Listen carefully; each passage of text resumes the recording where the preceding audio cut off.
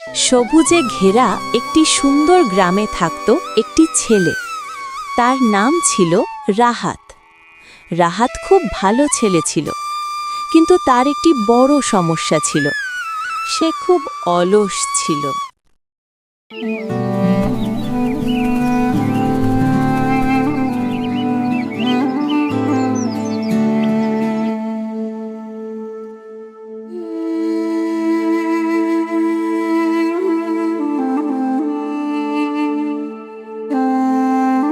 রাহাত, সকাল হয়ে গেছে, ওঠো বাবা। মা, আর 5 মিনিট ঘুমায়। এই 5 মিনিট প্রায় প্রতিদিনই 1 ঘন্টা হয়ে যেত। রাহাত সবসময় দেরি করে উঠত। দেখো, সুমন তো অনেক আগেই স্কুলে গেছে। আমি পরে যাব। রাহাতের বন্ধু সুমন ছিল খুব পরিশ্রমী। সে প্রতিদিন ভোরে উঠত, সকালে পড়াশোনা করত। সকালে পড়লে পড়া ভালো মনে থাকে। কিন্তু রাহাত এসব কথা শুনত না। সে শুধু খেলতে ভালোবাসত। রাহাত, একটু পড়তে বসো। পরে পড়ব। কিন্তু সেই পরে আর কখনো আসত না। একদিন স্কুলে গুরুত্বপূর্ণ ঘোষণা হলো। আগামী সপ্তাহে পরীক্ষা হবে, সবাই ভালো করে পড়াশোনা করবে। আমি আজ থেকেই পড়া শুরু করব। এখন অনেক সময় আছে। দিন যেতে লাগলো। সুমন প্রতিদিন পড়াশোনা করল, আর রাহাত খেলাধুলা করল। রাহাত, চল পড়ি। না, আমি খেলব।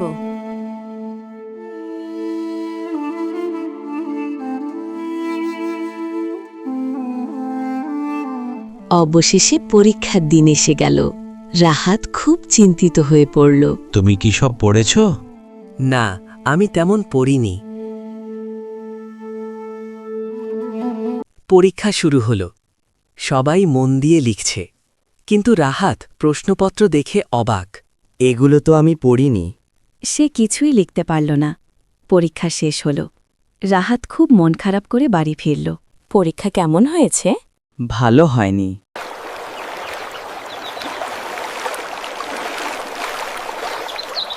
কয়েকদিন পরে ফল প্রকাশ হল। আজ আমরা ফলাফল জানাবো। সবাই উত্তেজিত। সুমন প্রথম হয়েছে। বাহ! আর রাহাত ফেল করেছে। আমি ফেল করেছি। রাহাত খুব লজ্জা পেল। সে মাথা নিচু করে দাঁড়িয়ে থাকল। মন খারাপ করো না, আগামীবার চেষ্টা করো। রাহাত বাড়ি ফিরে গেল।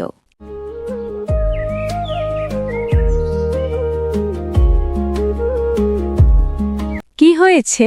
আমি পরীক্ষায় ফেল করেছি। মা তাকে সান্ত্বনা দিলে। পরিশ্রম করলে সব ঠিক হয়ে যাবে।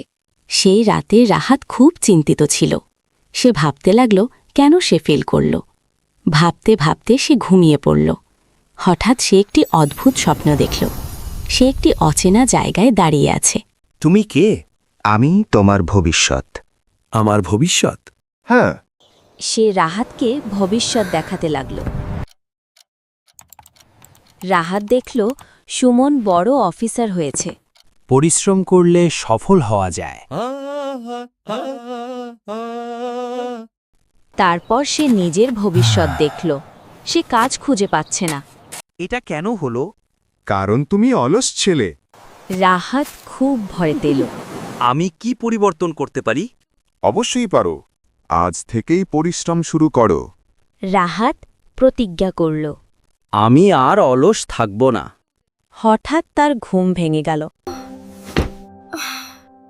এটা স্বপ্ন ছিল। কিন্তু সে সিদ্ধান্ত নিল বদলে যাবে। রাহাত, ওঠো। আমি উঠেছি মা। আজ এত তাড়াতাড়ি? আজ থেকে আমি পরিশ্রম করব। রাহাত পড়াশোনা শুরু করল। সে প্রতিদিন ভোরে উঠতে লাগল। ওয়াও, তুমি বদলে গেছো। হ্যাঁ, আমি বদলে যাচ্ছি। দিন যেতে লাগল। রাহাত অনেক পড়াশোনা করল। সে এখন আর অলস নয়। নতুন পরীক্ষা সামনে এলো। সবাই প্রস্তুত? জি স্যার, আমরা সবাই প্রস্তুত আছি। পরীক্ষা শুরু হলো। সবাই মন দিয়ে লিখছে। রাহাতও আত্মবিশ্বাস নিয়ে লিখছে। পরীক্ষা রুমের মধ্যে শান্ত পরিবেশ ছিল। এই প্রশ্নগুলো আমি জানি। সে দ্রুত উত্তর লিখতে লাগল। তার মুখে এখন আত্মবিশ্বাস। পরীক্ষা শেষ হল। সময় শেষ, সবাই খাতা জমা দাও। রাহাত হাসি মুখে খাতা জমা দিল। কেমন হয়েছে পরীক্ষা? বন্ধু সুমন, আমার পরীক্ষা আলহামদুলিল্লাহ ভালো হয়েছে। কয়েকদিন পরে ফল প্রকাশের দিন এলো। সবাই খুব উত্তেজিত। আমার প্রিয় ছাত্রছাত্রীবৃন্দ, আজ আমরা ফলাফল ঘোষণা করব। সবাই চুপচাপ দাঁড়িয়ে আছে। প্রথম হয়েছে সুমল। অনুষ্ঠানে আসার সকল অভিভাবকবৃন্দ সুমনকে অভিনন্দন জানাচ্ছে। দ্বিতীয় হয়েছে রাহাত। আমি পেরেছি, হ্যাঁ আমি পেরেছি। রাহাত খুব খুশি হয়ে গেল। দেখলে বন্ধু, পরিশ্রমের ফল সব সময় ভালো হয়। তুমি ঠিক বলেছ বন্ধু। রাহাত দৌড়াতে দৌড়াতে বাড়ির উদ্দেশ্যে রওনা হল। মা, আমি দ্বিতীয় হয়েছি। সত্যি, আমি খুব খুশি। মা তাকে জড়িয়ে ধরলেন। বাবারে বাবা, আমি তোকে নিয়ে গর্বিত। রাহাত এখন আগের মতো অলস নয়। সে প্রতিদিন নিয়ম করে পড়াশোনা করে। সে এখন সময় মতো ঘুম থেকে ওঠে। চল, আমরা একসাথে করি। অবশ্যই, চলো। এখন তারা একসাথে পড়াশোনা করে। তোমরা দুজনেই খুব ভালো ছাত্র। রাহাতের পরিবর্তন সবাইকে অবাক করে। গ্রামের মানুষ তাকে উদাহরণ হিসেবে দেখে। অলস হলে কেউ সফল হতে পারে না। তাই বন্ধুদের বলি, অলসতা ছেড়ে দাও, পরিশ্রমী হও। কারণ পরিশ্রম মানুষকে সফল করে, আর অলসতা মানুষকে পিছিয়ে দেয়। রাহাত এখন নতুন স্বপ্ন দেখে। সে বড় হয়ে সফল মানুষ হতে চায়। আমি অনেক পরিশ্রম করব। তার চোখে এখন বড় স্বপ্ন। তার গল্প অন্যদেরও অনুপ্রাণিত করে। মনে রাখবে বন্ধুরা, আজ থেকেই অলসতা ছেড়ে দাও। পরিশ্রম করলে তোমার ভবিষ্যৎও হবে উজ্জ্বল।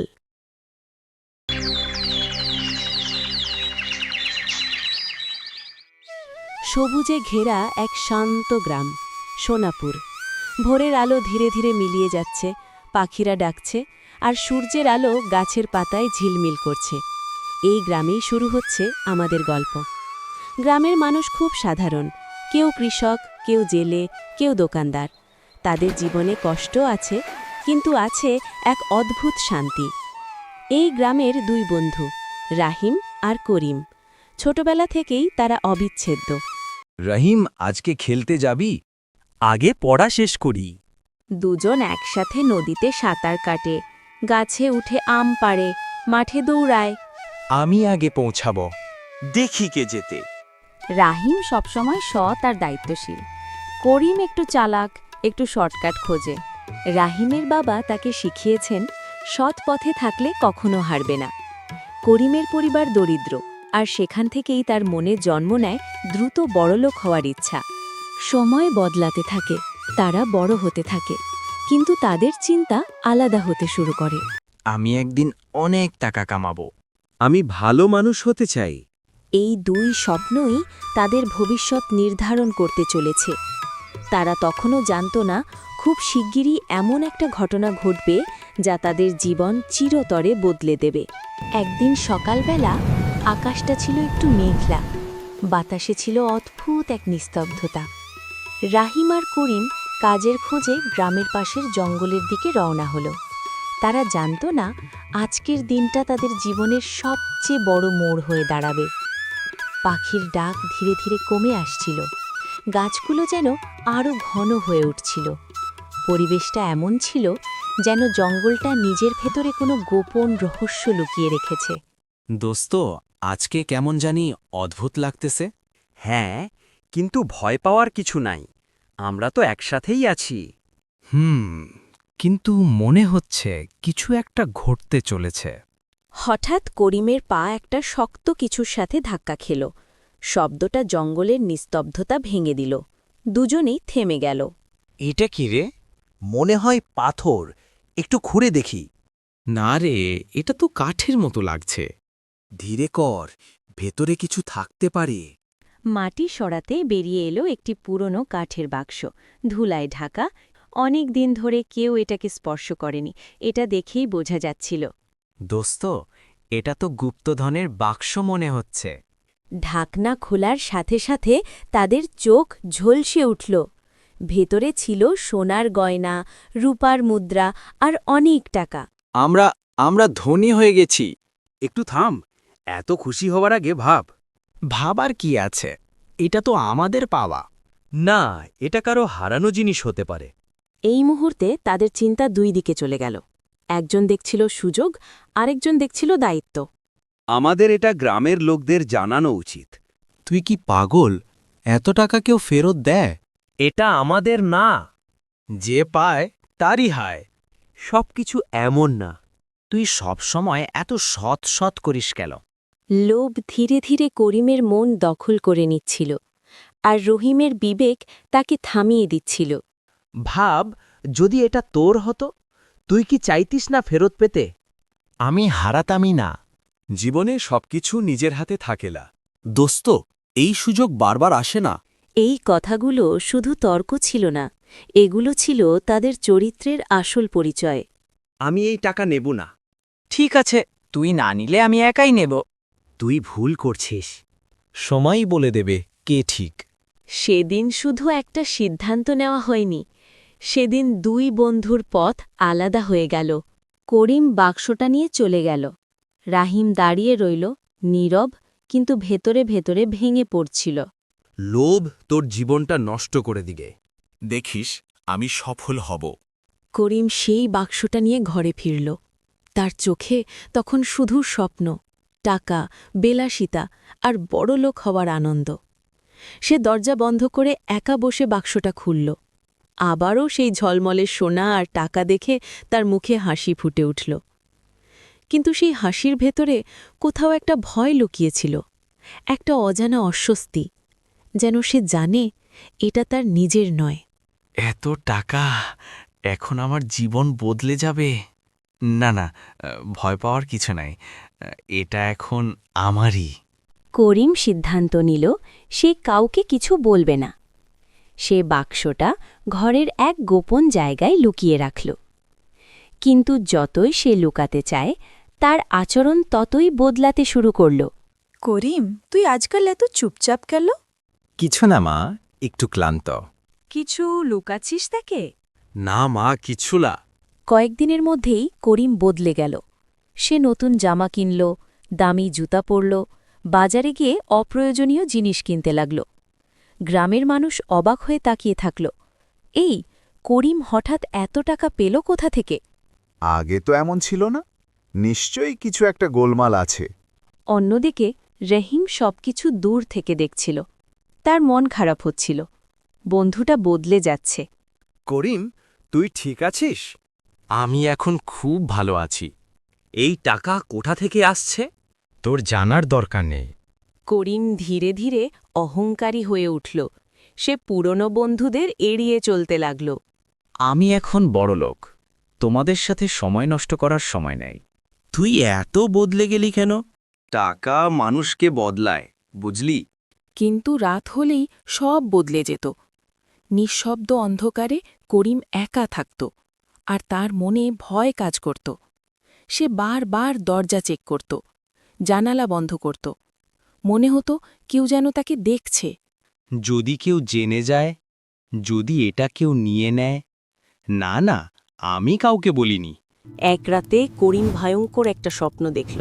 সে দেখল এক বৃদ্ধ তার সামনে দাঁড়িয়ে কাঁদছে। আমার টাকা ফেরত দে।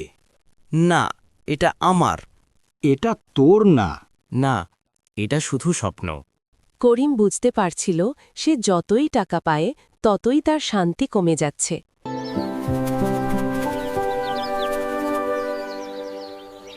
অন্যদিকে রাহিম এখনও তার জন্য চিন্তা করছে। টাকা সবকিছু না করিম।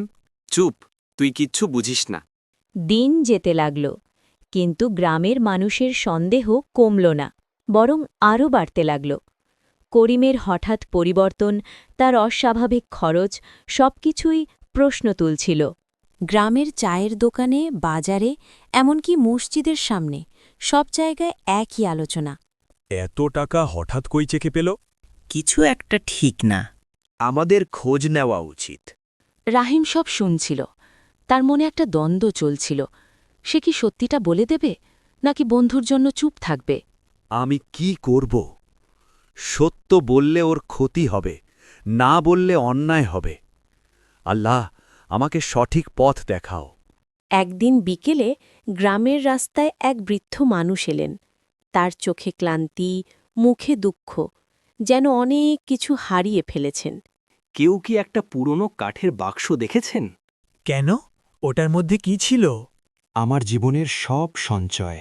গ্রামের মানুষ অবাক হয়ে গেল। একটা বাক্স, সোনা আর টাকা, সবকিছু মিলিয়ে তারা বুঝতে পারল এটা সেই একই বাক্স। করিমের কথা মনে আছে? হ্যাঁ, ওর কাছেই তো হঠাৎ টাকা এলো। ওকেই জিজ্ঞেস করতে হবে। গ্রামের সবাই একসাথে করিমের বাড়ির সামনে জড়ো হল। পরিবেশটা ভারী হয়ে উঠল। করিম, বাইরের আসো। কি হয়েছে? বাবা, আমার বাক্সটা কি তোর কাছে আছে? এই প্রশ্নটা যেন করিমের বুকের ভেতর কাঁপন ধরিয়ে দিল। না, আমি কিছু জানি না। মিথ্যা বলিস না। বাবা, সত্য বলো।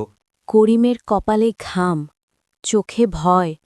সে বুঝতে পারছিল সত্য আর বেশিক্ষণ লুকানো যাবে না। হ্যাঁ, আমি পেয়েছিলাম। কি? কি? আমি লোভে পড়ে সব রেখে দিয়েছিলাম। এক মুহূর্তে সব কিছু থেমে গেল। নীরবতা নেমে এলো, সত্য প্রকাশ পেল। তুই আমাদের সাথে প্রতারণা করেছিস। আমি তোকে বিশ্বাস করেছিলাম। আমি ভুল করেছি, আমাকে মাফ করুন। করিমের চোখে পানি, কিন্তু এই কান্না তার ভুল ঢাকতে পারল না। সে বুঝল টাকা পাওয়া সহজ, কিন্তু সম্মান হারানো খুব সহজ, আর ফিরে পাওয়া সবচেয়ে কঠিন। সত্য প্রকাশ হবার পর পুরো গ্রামের পরিবেশ বদলে গেল। যে করিমকে সবাই একসময় ভালোবাসত, আজ তাকে সবাই সন্দেহ আর ঘৃণার চোখে দেখছে। রাস্তা দিয়ে হাঁটলে মানুষ ফিসফিস করে, কেউ আর তার সাথে কথা বলতে চায় না। ওই যে চোর, বিশ্বাসঘাতক। আমি কি এত বড় ভুল করে ফেললাম? বৃদ্ধ মানুষটি তার বাক্স ফেরত পেলেন। করিমের কাছে যা কিছু ছিল সব নিয়ে নেওয়া হলো। তার নতুন পোশাক, দামি জিনিস, সব যেন এক মুহূর্তে অর্থহীন হয়ে গেল। আমি তোর ওপর রাগ করি না, কিন্তু তুই ভুল করেছিস। আমি সব ফিরিয়ে দিচ্ছি, আমাকে মাফ করুন। করিম এখন একা, সম্পূর্ণ একা। তার কাছে আর টাকা নেই, নেই বন্ধু, নেই সম্মান।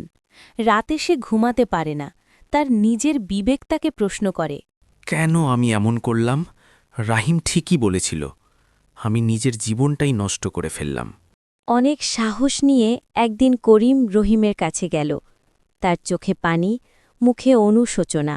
দোস্ত, আমি তোর কাছে আসার মুখ পাই না। ভুল করলে ফিরে আসাই বড় কথা। আমি সব হারিয়ে ফেলেছি। তুই এখনো নিজেকে হারাসনি। রাহিম করিমকে ক্ষমা করে দিল, কারণ সে জানত মানুষ ভুল করে, কিন্তু সেই ভুল থেকে শিক্ষা নেওয়াই আসল। চলো, আবার শুরু করি। আমি এবার সৎ পথে চলব। এইটাই সবচেয়ে বড় জিনিস। করিম আবার কাজ শুরু করল, কঠোর পরিশ্রম, সততা আর ধৈর্য নিয়ে। ধীরে ধীরে গ্রামের মানুষ তার পরিবর্তন দেখতে পেল। করিম বদলে গেছে। হ্যাঁ, এখন সে সত্যিই ভালো মানুষ। একদিন সূর্যাস্তের সময় রাহিম আর করিম আবার সেই মাঠে দাঁড়িয়েছিল, যেখানে একদিন তাদের জীবনের সবচেয়ে বড় সিদ্ধান্ত নেওয়া হয়েছিল। আজ তাদের চোখে নতুন স্বপ্ন, কিন্তু সেই স্বপ্ন এবার সততার ওপর দাঁড়িয়ে। আমি শিখে গেছি, লোভ শুধু ধ্বংস আনে, আর সততা জীবন গড়ে। জীবনে আমরা অনেক সময় সহজ পথ খুঁজি। মনে হয় শর্টকাটেই হয়তো সফলতা লুকিয়ে আছে, কিন্তু সত্য হল লোভ সাময়িক সুখ দেয়, কিন্তু স্থায়ী দুঃখ নিয়ে আসে। অন্যায়ের ওপর দাঁড়িয়ে থাকা জীবন একদিন ভেঙে পড়বেই। অন্যদিকে সততা ধীরে এগোয়, কিন্তু শেষ পর্যন্ত জিতেই যায়। সম্মান, বিশ্বাস আর শান্তি, এগুলো টাকা দিয়ে কেনা যায় না। টাকা হারালে কিছু হারাও, কিন্তু চরিত্র হারালে সব হারাও।